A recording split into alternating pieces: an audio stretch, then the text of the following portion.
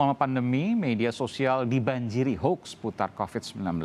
Ironisnya, peredaran berita bohong atau informasi palsu seputar virus corona itu tidak hanya mengaburkan informasi yang semestinya, mengaburkan informasi yang benar, tetapi juga ikut andil menyebabkan fatalitas, yakni kematian.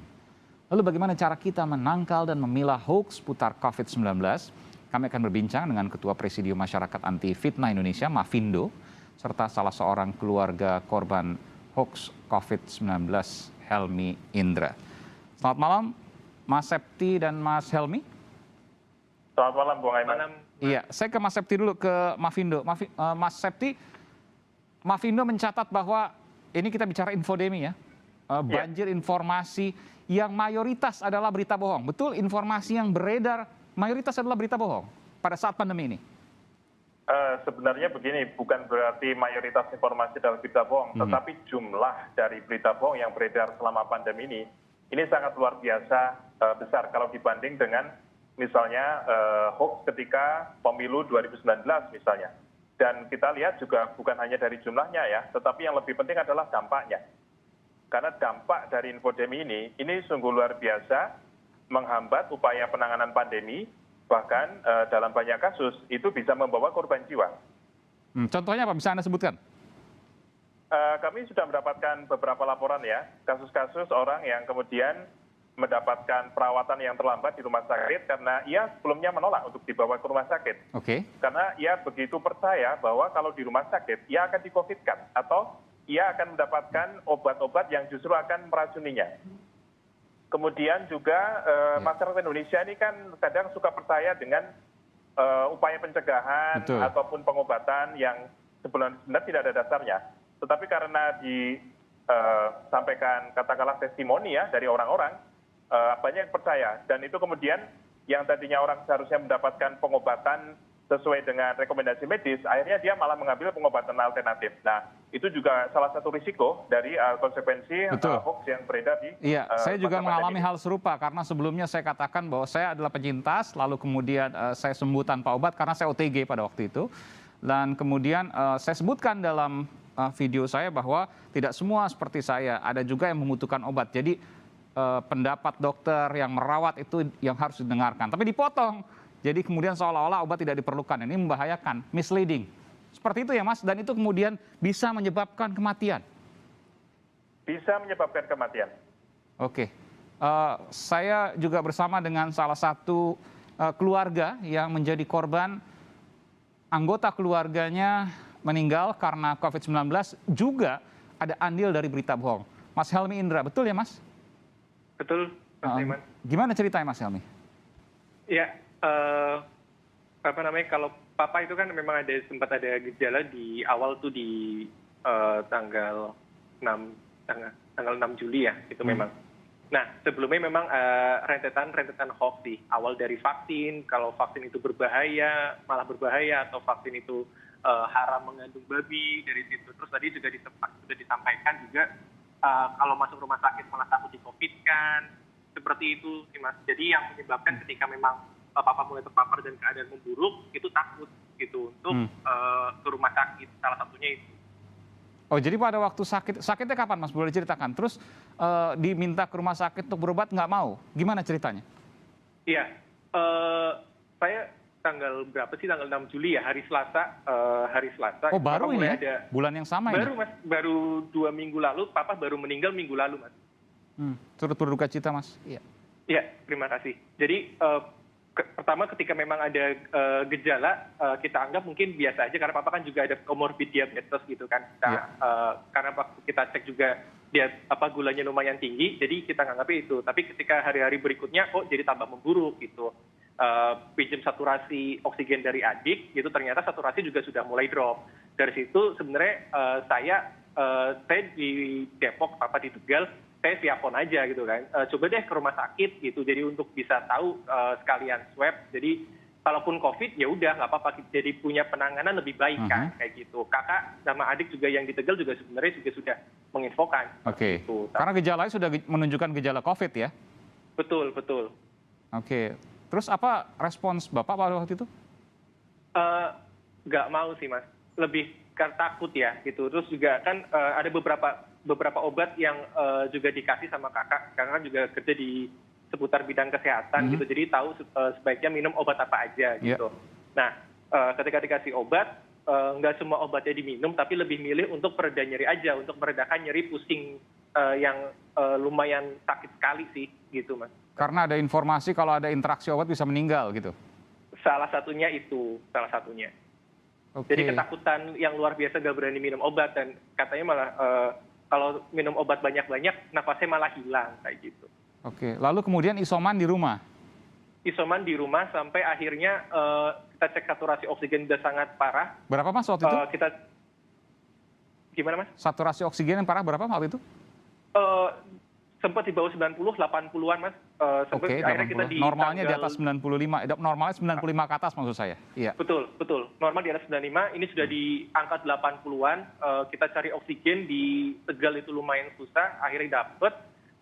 Di tanggal 13 malam itu dapet lah gitu, tapi cuma bisa bertahan 2 jam sampai jam 12 malam.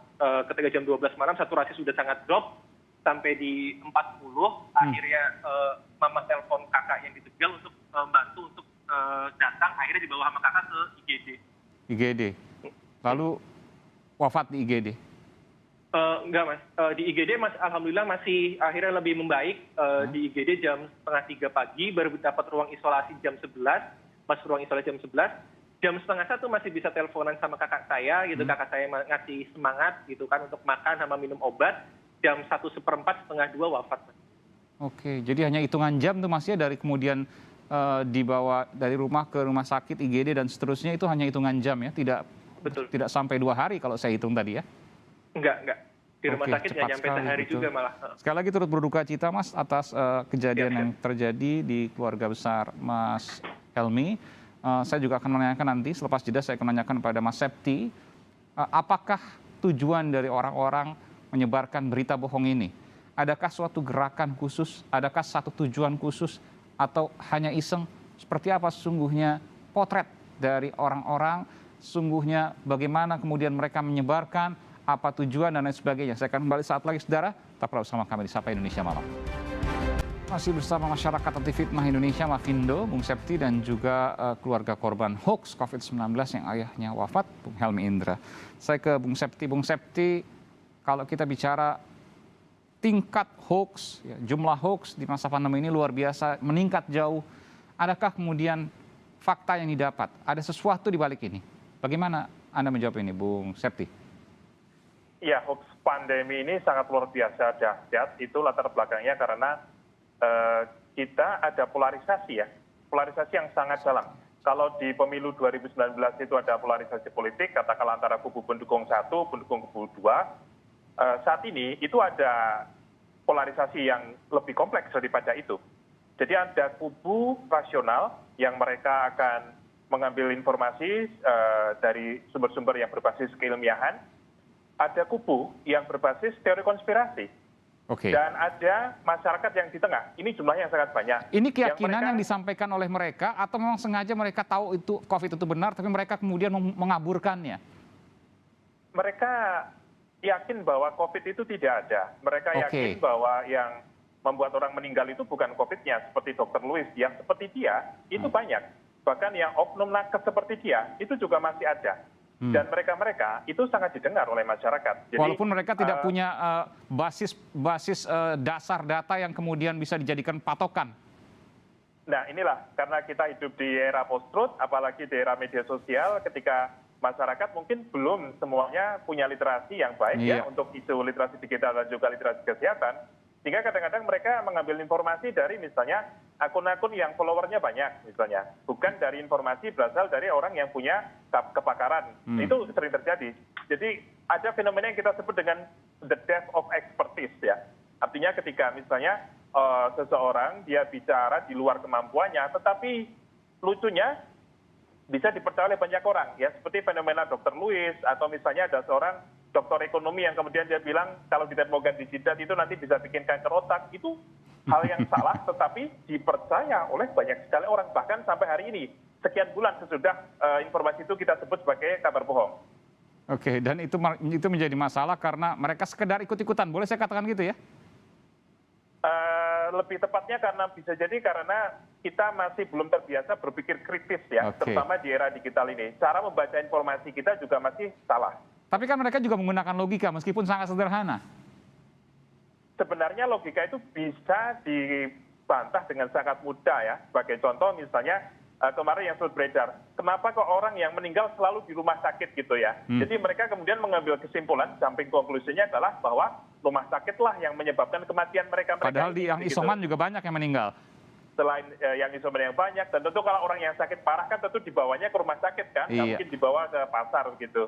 Nah sebenarnya logika sederhana itu bisa sekali, mudah sekali untuk dibantah, tetapi faktanya yang terjadi adalah masyarakat kita sering mudah sekali larut dalam logika-logika yang keliru semacam itu. Oke, terakhir ke Mas Helmy. Mas Helmy, apa yang bisa disampaikan dari pengalaman Mas Helmy yang mudah-mudahan tidak terjadi lagi ya? Mungkin yang bisa saya sampaikan adalah kita tetap semangat sih untuk memberitahu minimal ke keluarga tercinta kita berita yang benar itu seperti apa gitu. Karena salah satu penyesalan saya adalah ketika saya mengerti bahwa itu adalah berita hoax, tapi saya nggak terus mengingatkan setiap hari itu adalah hal yang salah, yang benar adalah ini. Oke, singkat saja Mas Helmy, Bapak almarhum ya, itu mendapat informasi yang hoax itu dari mana? Kemungkinan besar dari WA Group sih, Mas. Oke, WA Group teman-teman dan lain sebagainya ya? Betul. Betul. Yang itu mengarahkan ke sosial media yang lain dari Facebook atau potongan video YouTube seperti itu. Iya. Dan itu sempat didiskusikan ke anak-anaknya biasanya seperti itu?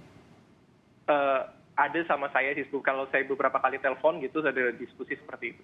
Oke, dan kemudian dijelaskan, tapi ya terkadang menerima, terkadang juga tidak ya. Usia Bapak berapa? Iya, akhirnya lebih milih untuk ya udah gitu aja. Dan ternyata itu fatal akibatnya. Usia Bapak berapa? Betul. Mas Helmy? Papa 60, Mas.